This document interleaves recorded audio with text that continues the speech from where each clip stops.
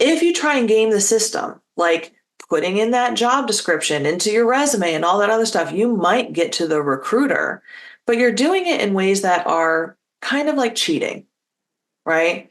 And now you're putting your reputation on the line in an era where authenticity is the word of the year.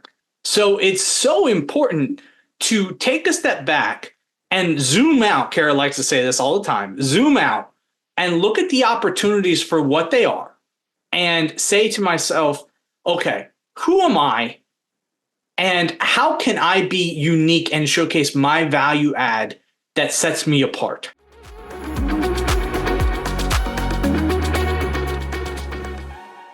Happy New Year. Welcome back, career advancers. Your favorite career coaches are back at it again.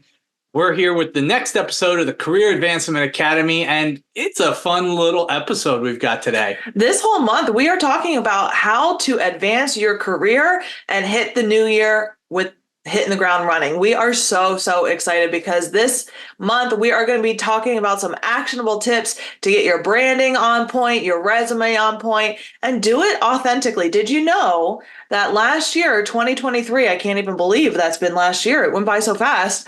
Last year, Merriam-Webster named the word authentic as the word of the year. What's funny is that was like our theme in the entire year. We had no idea.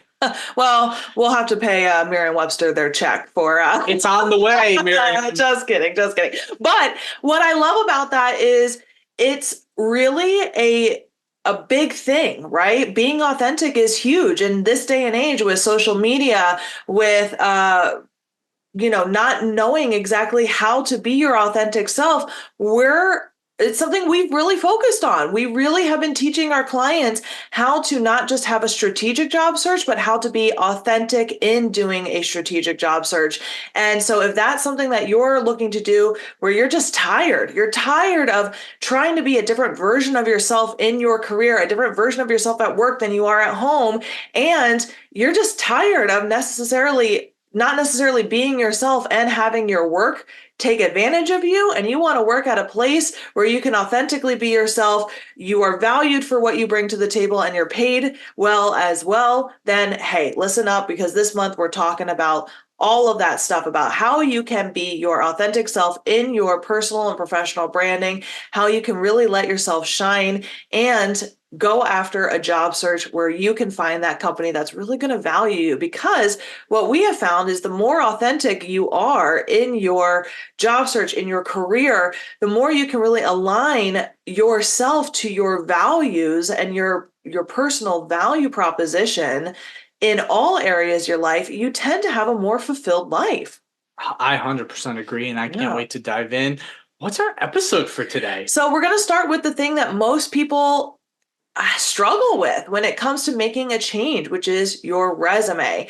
And so this episode's title is Reasons Why Your Resume is Never Chosen. And we're going to give you some tips on how to create a strategic resume and how to really start on that resume building process. And throughout the rest of this month, we're going to talk about how you can infuse your story, your authentic self, not only into your resume, but into your LinkedIn profile and into the rest of your personal branding online, in person, and in interviews and throughout your career. This is something that we really focus on in our careers and in our company.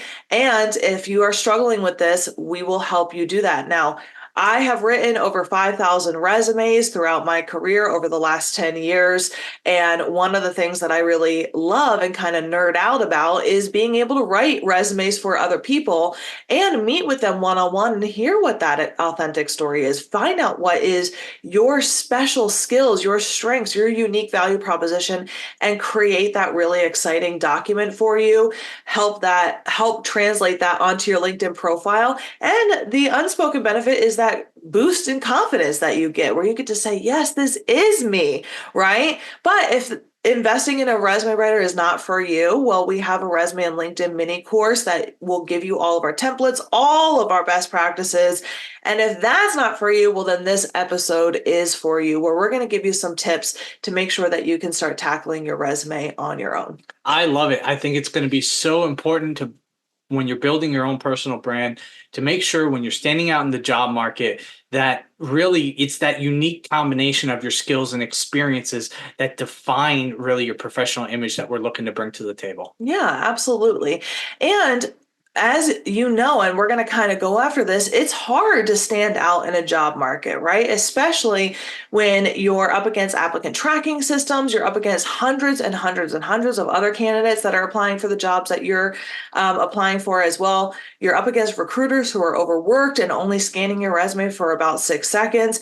And so we want to really make sure that having a differentiated personal brand that sets you apart is going to help with you standing up against the rest of the crowd and making a mark, right?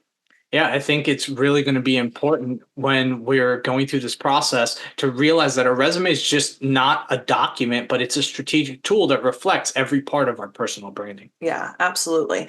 So one of the things that we're going to be talking about throughout this month is understanding your UVP, your unique value proposition.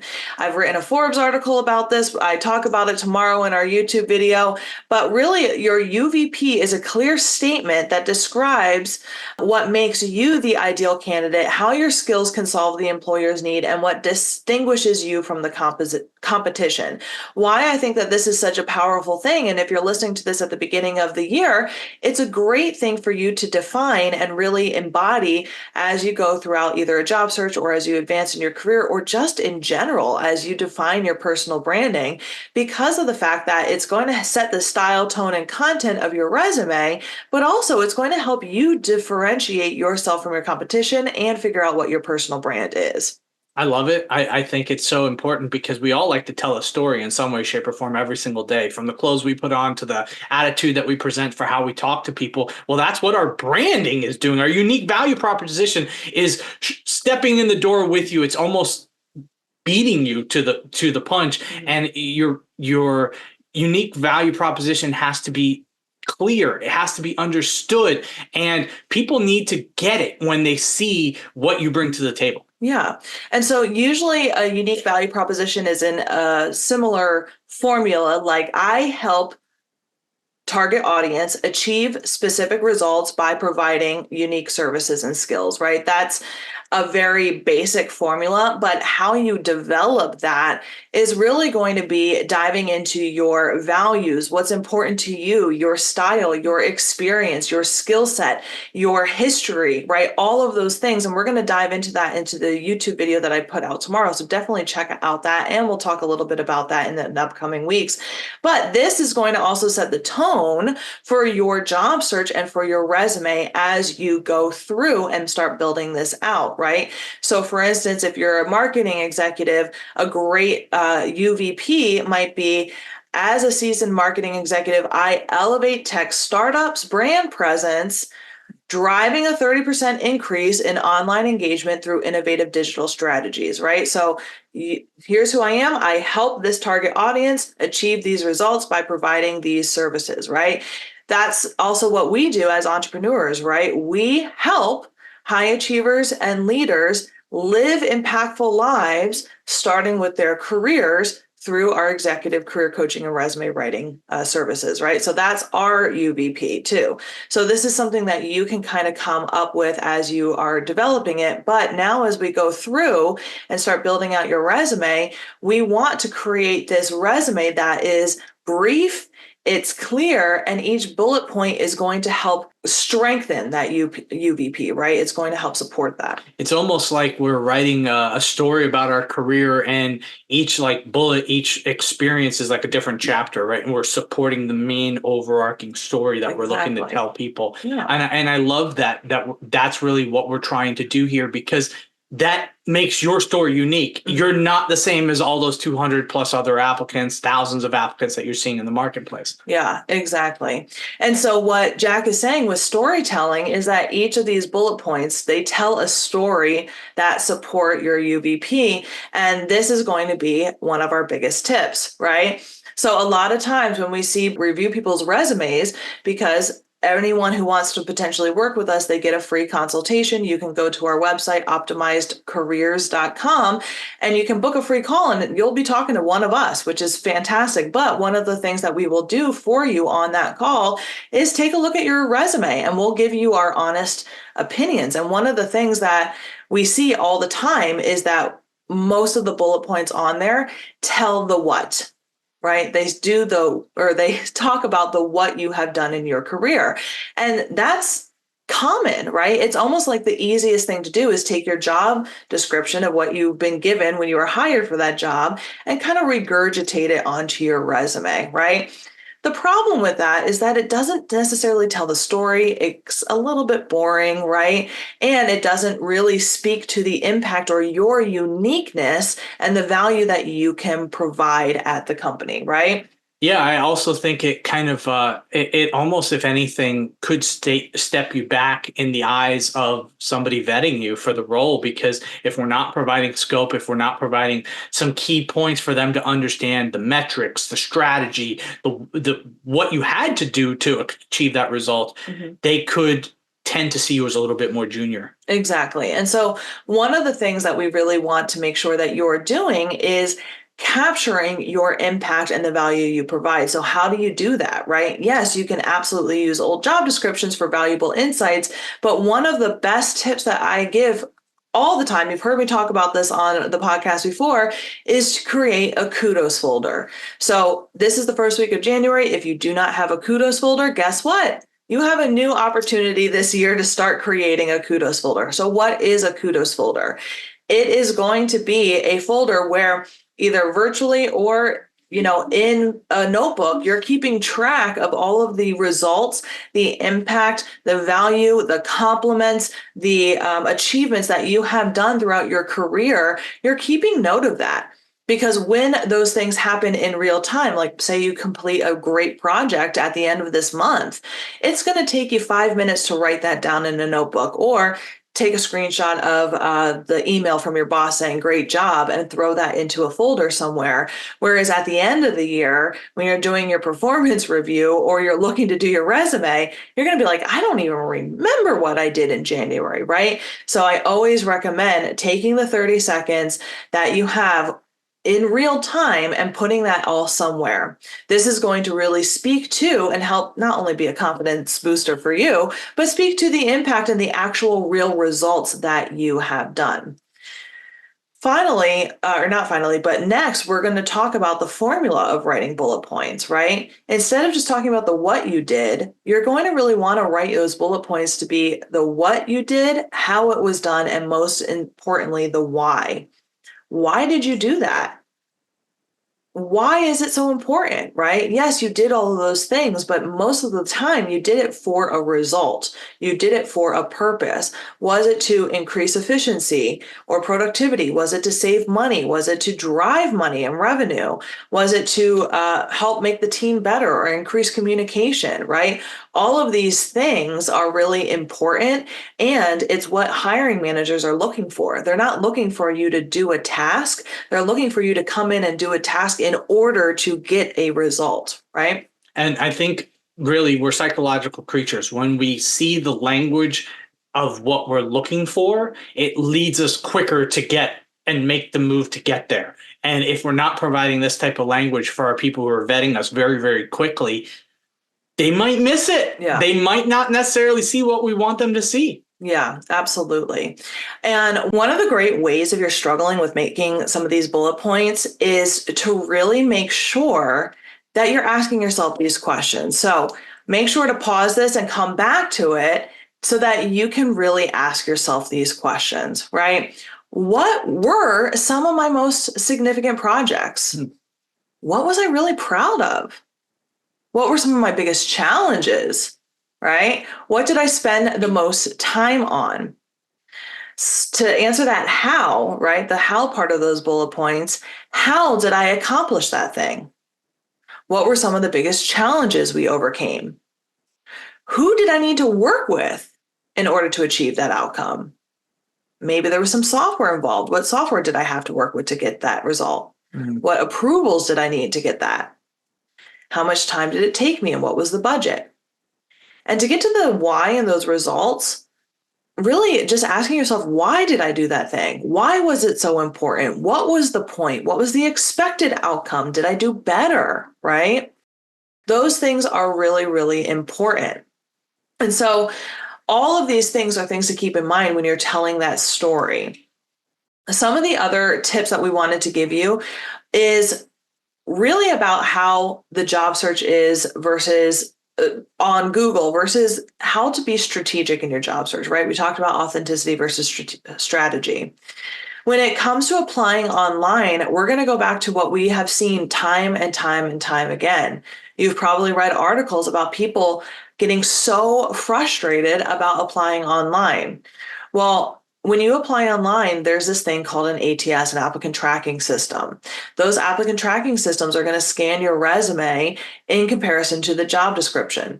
Now, you've seen time and time again people giving you hints. Maybe just take the job description, put it into your resume in really tiny white font, right? Maybe take ChatGPT and take the job description and change your resume to mix to, match. Here's what we recommend. We recommend that if you want to apply online, that's fine. But at the end of the day, you only have one LinkedIn profile. And that LinkedIn profile, in our opinions, like we talked about at the beginning, should really define your unique value proposition. What differentiates you from the competition? Why are you the best marketing person, the best operations person, the best IT person? What makes you different? And then your resume should be similar to your LinkedIn profile. And you should be applying to jobs that you are the best fit for. And when it comes to applying to jobs, we always recommend first trying to talk to someone at that company by networking. And I know networking is a scary, scary word, We're right? talking about resumes, not networking. I know. But here's the thing, right? With companies value employee referrals much more highly than any application that comes in. And the reason why is that there's studies that have been shown time and time again that employee referrals make the best hires. They stay longer, they go through the hiring process faster because they know someone at the company. They are more likely to stay longer, like I said, and be more engaged in their work. And so, because of this, employees or companies rather tend to have policies in place where if you are an employee referral, you are almost guaranteed an interview. So, what I always recommend is find someone at the company, reach out to them, whether it's the recruiter, great, or the hiring manager, or someone in the team, and try and speak to them first to one, find out if this is even a good company that you even want to work at first. And if it's not, then great, you've saved yourself a lot of time. And if it is, then ask for that employee referral because then you're beating out the hundreds of people that are just blind applying and wasting all of that time trying to apply and game the system. If you try and game the system, like putting in that job description into your resume and all that other stuff, you might get to the recruiter, but you're doing it in ways that are kind of like cheating, right?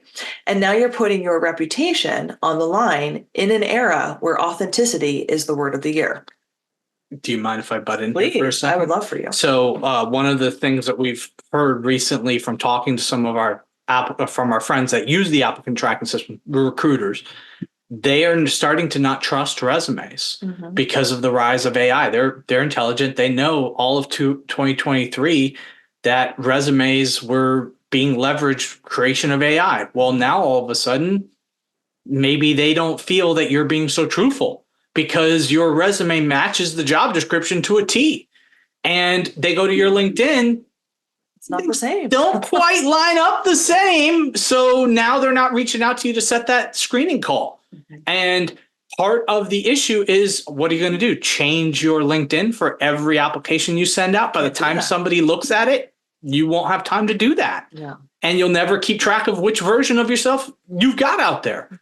So it's so important to take a step back and zoom out. Kara likes to say this all the time. Zoom out and look at the opportunities for what they are and say to myself, okay, who am I and how can I be unique and showcase my value add that sets me apart? And let me just focus on that. And then the rest of it, it's all about your process. It's all about how am I creating the inroads that Kara mentioned to be able to get that referral link, to be able to be seen in the marketplace. And that's where we need to be putting our time, as opposed to custom our resume for the 1500th time. Mm-hmm.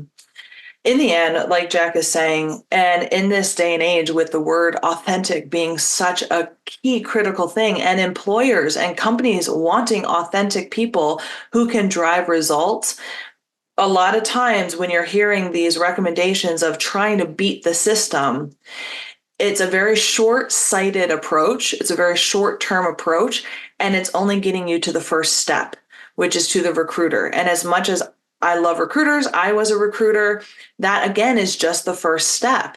And it's not the end all be all, and it's not the final person that you're trying to impress or to connect with, right? In the end, what you're trying to do is you're trying to find a job in which you would be a very good fit. You can be authentically you, and you can bring value, and you can be fulfilled in your job, where you can be engaged, you can make an impact, where you can get paid well. And if you're doing that, trying to circumvent the system just to get to that first step, what happens when you get to that hiring manager and you've burnt out all of your energy just trying to get to the first step? What I always recommend, and what we're trying to get here, is yes, you need to have a good resume that showcases your impact. Absolutely. It is one of those things that it is still what it is, right? And you also have to have that on your LinkedIn. But instead of trying to game the system, focus on you. What makes you different? What value do you bring? What is your impact, and who are you authentically, both in your life and in your career? And what types of companies would you fit the best in? And then go out and have conversations with people. Ask for that employee referral. Be genuine, be authentic, and be excited to talk to those types of companies. Because at the end of the day, hiring managers are going to want to talk to you if that's the game you're playing, because it's real and it's authentic and you're having a conversation instead of trying to wade through other people who are your competition, who are just trying to game the system. Because what type of worker are you going to be if your job search is filled with shortcuts and cheating, right? And so that's why we always recommend, and that's what our course and our strategy is all about, which if you decide that, hey, resume writing's tough, I love it, but I would rather have someone write about who I am authentically. We give you not just an authentic resume and a LinkedIn profile, but we're going to give you all of our strategies and best practices to network your way into companies that you're excited about, because it is the most effective way.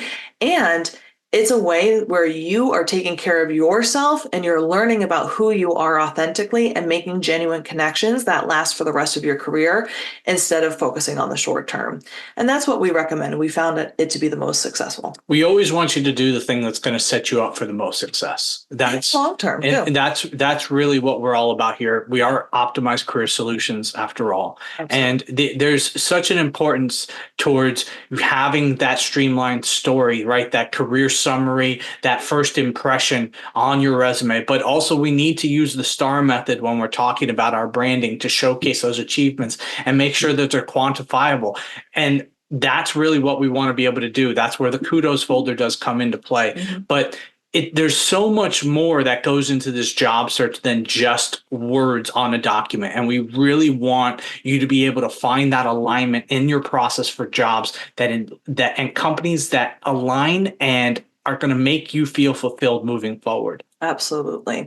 So all of this month, we're going to be talking about how you can not just strategically, but authentically advance your career. And this month, we're also figuring out and teaching you how to figure out what your unique value proposition is, because we want you to not just, if you are in a job search, find that next job, but find a job where you are valued for who you are so that you can navigate throughout your career authentically and strategically. And so that you can be fulfilled both in your career and in your life for the long term. We really appreciate you listening in. And hey, listen, give us a 5-star review if you have loved this podcast. We really would appreciate it for 2024. We have big plans for this podcast, not just to continue bring you some really great career advancement advice, but also to bring on guests to give you some additional insights from all over from different industries. We're really excited. Please stay tuned for the rest of this month so that we can help you build your unique value proposition. Stay tuned for tomorrow, where we dive further into this on our YouTube channel. You can watch this episode on our YouTube channel, Optimize Career Solutions on YouTube. And I hope that you have a great rest of your week and a great rest of your 2024.